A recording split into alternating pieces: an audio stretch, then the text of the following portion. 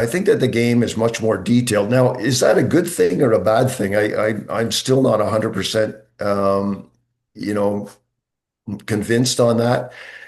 But there's a lot of detail now, and I think there's a lot of detail for the players, a lot of detail for the coaches. Um, I think that that can be a good thing, but I think it also has to be taken in context, if you will. The other thing that I think that has changed a great deal in the game is all the skill stuff that goes on. All the individual skill development, the players. Like most of the players who are playing now, I mean, they have, 13-year-olds, they have skills coaches and they're doing separate skill sessions, one-on-ones or two-on-ones or whatever. I think that that's changed a lot. Again, a good thing or a bad thing. I watch some of these skill sessions and I kind of think to myself, well, these 13-year-olds are going to be just terrific if they ever come up against a cone in a game and have to deke the cone. Um, so I think the skills department has exploded, if you will. I mean, there are all these skills coaches, and I watch some of the skills coaches skill sessions, and like good drills and everything, but very little feedback for the individual coach, for the individual player. So I think, the skill stuff can really vary, if you will, in terms of helping the players. Skills are good, but you got to be able to play the game. You got to read and react to what happens on the ice. So I think that that's a thing that's changed. And another thing that's changed, I think, is the fitness level of the players. I think, again, the players are much fitter than they were certainly in Wally's day. But I think that that's a big change in the game as well. Um, Here in Quebec, and I don't know necessarily what it's like in the other provinces. Um, Here in Quebec, I find that we're at the level where we want a team that's really able to compete at the provincial level, at the national level, if you will. A lot of the eggs go into the basket of creating elite players. Um, we're at this stage where if a player doesn't make midget AAA, then they drop out of the game. I think that that's a shame. I think we give up on players too early, if you will, instead of developing them. There are a lot of late bloomers, both in the men's game and in the women's game. I think it's a shame that we give up on those players. I always use Matthew Darsh as an example. He played, I don't know, 300 and some games in the NHL, and it took him a long time to develop that ability. He wasn't great as a young player. And there are a lot of players who are in that boat, if you will. So I think patience and development is huge.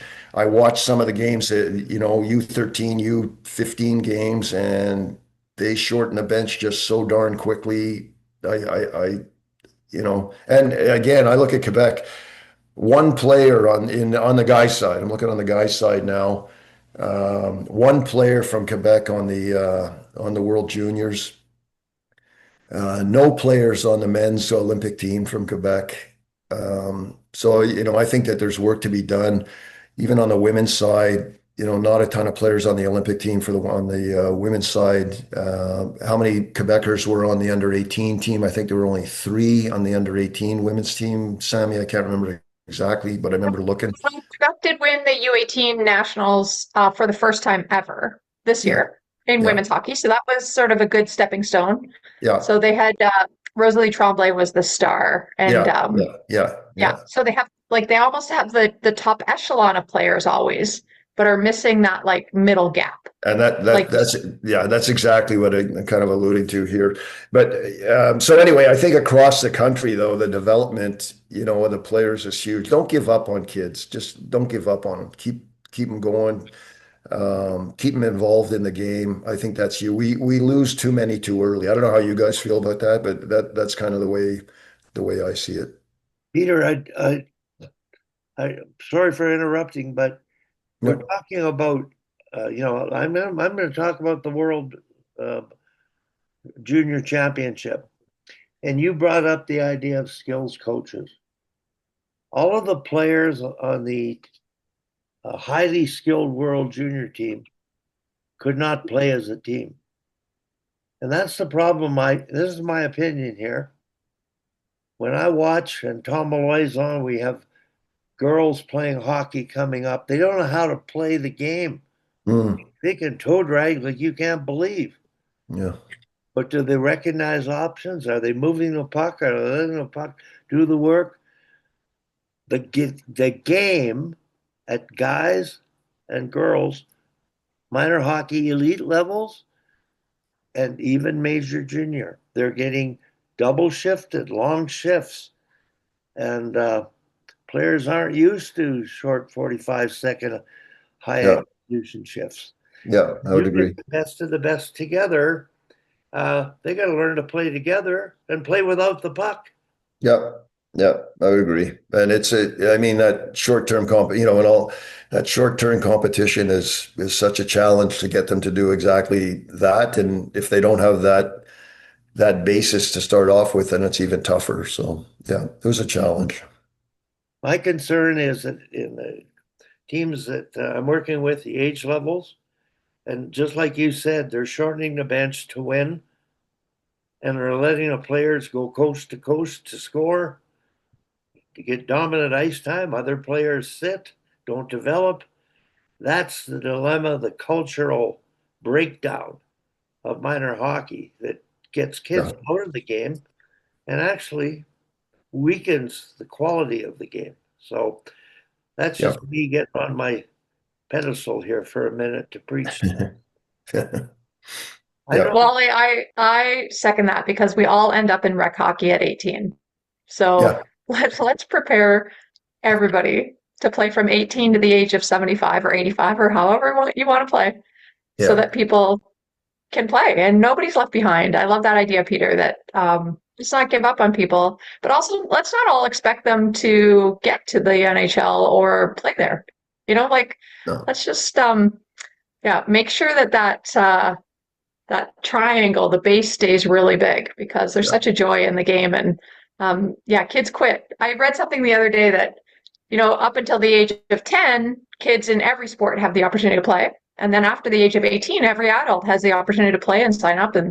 But for Yeah. some reason, between 10 and 18, we want to weed people out of games. It's not just hockey. But Yeah. Yeah. No, there's I agree with no that. reason. And another thing that I find, again, I'm going to sound like an old timer on this one, but kind of years ago, what would happen is kids would go to the park and just play shinny, and there might be 20 players on the ice, and they play and they learn. And I find that there's less of that. And so these skill sessions are often organized by the parents. And so the parents are the movers and shakers when it comes to that. And like I know with my own grandsons, I ask them, so what do you got tomorrow? Oh, I don't know, ask dad. And I get a bit of a kick out of that. And I think one of the things that my son-in-law has done, he's done a good job, is he just organizes shinny games. He rents the ice and he gets a bunch of players, and it's not coaching or skills basis. He's got 22 players, and they go out, they divide up the teams, and they just go out and play. And he hires a older kid, a referee, and I think that that's a good thing to, it's not just the skills, it's that ability to go out and play and have fun and enjoy it. And they're all good players, and so I think that that's a good thing as well. I think there could be a bit more of that going on, to be honest with you.